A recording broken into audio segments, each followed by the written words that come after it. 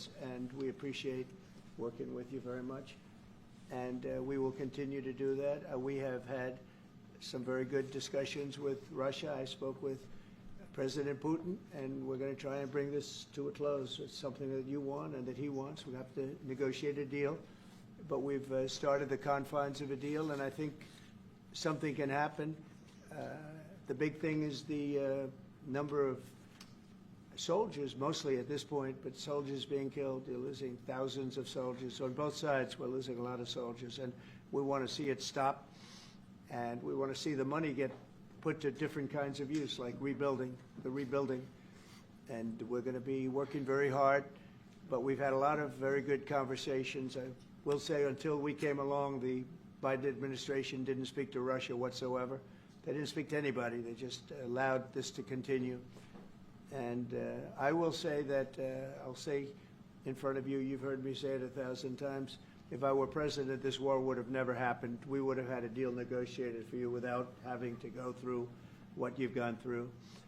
But your soldiers have been unbelievably brave. We've given them great equipment, but somebody has to use the equipment. They've been unbelievably brave, and we give them great credit.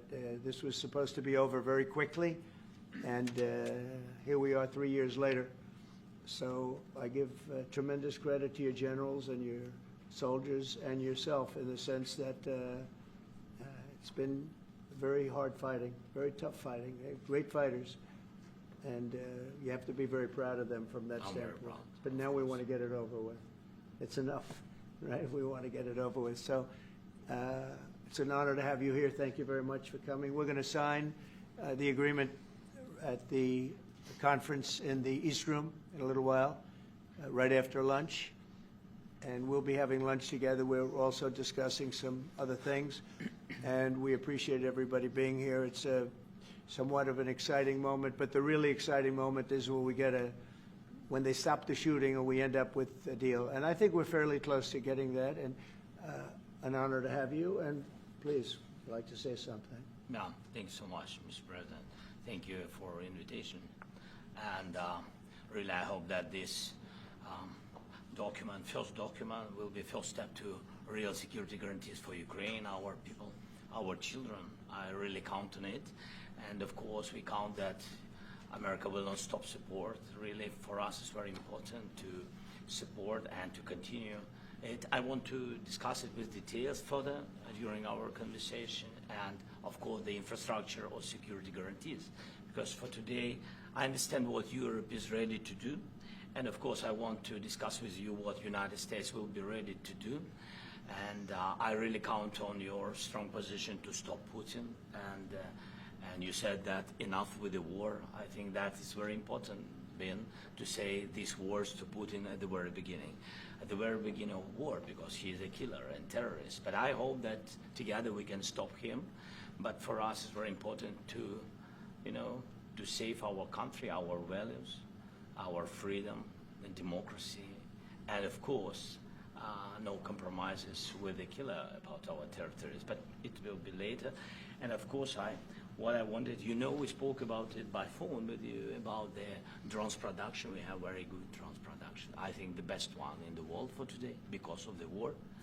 Yes, and of course, we need very much the air defense. You have the best air defense in the world, and really you helped us under attacks of Russians, and I want to speak how we can exchange the licenses. We're open to share the licenses of all our drones with you, of course, with the United States, and we need licenses for quick production of air defense. Even after the war, we need our nation to be calm, that we are secure. So that's why we need this air shield. And of course, about this, I want to speak about the contingents. I think that France and UK already spoke to you, and we know that Europe is ready, but without the United States, they will not be ready to be as strong as we need.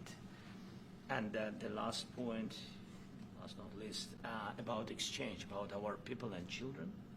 And you know that these crazy Russians, that they stolen 20,000 of children, Ukrainian children. They changed their names, they changed their families, relatives, and now they're in Russia. We want to bring them back. And really, it's a big dream, task, and goal for me, and our warriors. By the way, Mr. President, we exchanged, released more than 4,000 warriors from Russian prison, but there are thousands more in the prison. I wanted to share with you some images. How it's just can I now? Yeah, please, Have I? please. Some minute, 1 minute, 1 minute. Just you to understand in what circumstances, in what situation they are, and what the attitude of Russia to our prisoners. That guys, just you before and after. And you see before and after, just you to understand. Now thousands of such guys, ladies and men, there, and so they don't eat, they beat them, and they, so they do a lot of, bad things. So out of, even during the war, there are rules. Everybody knows there are rules during the war. So these guys, they don't have any rules. You see that 50, 60 kilograms left, and a lot of such things. And I didn't want to show you what the changes with images of children, because I will just share with you. And, I mean, it's looking tragic. Yep, that's tough stuff. Yeah, I wanted very much to give you, and you see it. Yeah. This is pastor, by the way. They stolen pastors, because it's not Russian church. They stolen pastors and moved pastors to the prison. At the end of last year, we brought 3 pastors, and we could exchange them. And this is pastor, you see. Yeah, that's tough. Yeah, so I mean, I wanted to show you, and this. So thank you very much. We want to get that ended, right? Yeah, of course. We And will. I think we will. I think we will. And We have to, of course. do you have any questions, please? When you continue to ask you about the president, Go ahead, please. thank you, Mr. President. With how much money is the U.S. going to put into the fund that is being created today, and how does this provide long-term security for Ukraine? Well, we don't know exactly how much, because we're going to be putting some money in a fund that we're going to get from the raw earth that we're going to be taking and sharing in terms of revenue. So it's going to be a lot of money will be made from the sale and from the use of raw earth. And as you know, our country doesn't have much raw earth. We have a lot of oil and gas, but we don't have a lot of the raw earth. And what we do have is protected by the environmentalists, but that could be unprotected. But still, it's not very much. They have among the best in the world in terms of raw earth. So we're going to be using that, using it for all of the things we do, including AI and including weapons and the military, and it's really going to very much satisfy our needs. So it's something that just worked out really well. We have a lot of oil and we have a lot of gas, but we don't have raw earth. So this has just about every component of the raw earth that we need for computers, for all of the things we do. This puts us in great shape. And long-term security for Ukraine. How does this provide? I think they're going to have great luck. I think once we make the agreement, that's going to be 95% of it. They're not going to go back to fighting.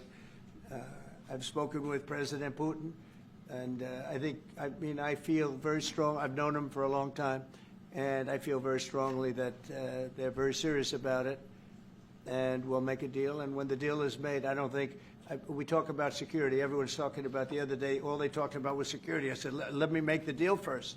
I have to make the deal first. I don't worry about security right now. We have to have a deal, because right now, last week, 2,000 soldiers died on both sides. 2,000, and they're losing 1,000, 2,000, 3,000 a week. So as we sit here and we talk, people are getting shot and dying on the battlefield. And, they're not American soldiers, but they're Russian soldiers and they're Ukrainian soldiers, and we want to be able to stop it. And we want to be able also to spend money on other things. We don't want to. This is a tremendous amount of money. And what the Biden administration did was terrible. They were giving money, but he had no security on the money. Europe, as you know, gave much less money, but they had security. It was in the form of a loan. They get their money back, and we didn't. And now, at least we're protected, because the American taxpayer has to be protected too. But this is an incredible agreement for Ukraine, because we have a big investment in their country now, and what they have, very few people have. and we're able to really go forward with very, very high-tech things and many other things, including weaponry that we're going to use in many locations, but that we need for our country. This allows us to do that. Will you continue? Yeah, I'm sorry. Can I? Military aid. Yes, go ahead, please. If Yeah. I can just, yes. In the document, there is one of the very important points. If we speak about business and investment, we never had LNG terminals in Ukraine. This document will open. I mean, the next documents, but anyway, here we. President Zelensky, do you feel like the U.S. is on your side? That President Trump is on your side at this moment? What do you think? He wants to know, do you think that, sort of a stupid question, 'cause I guess we wouldn't be here if I wasn't. You know? But I think that the United States on our side from the very beginning of occupation, and I think that President Trump on our side, and of course, I'm sure that the United States President will not stop support. This is crucial for us. It's important for us. Yes.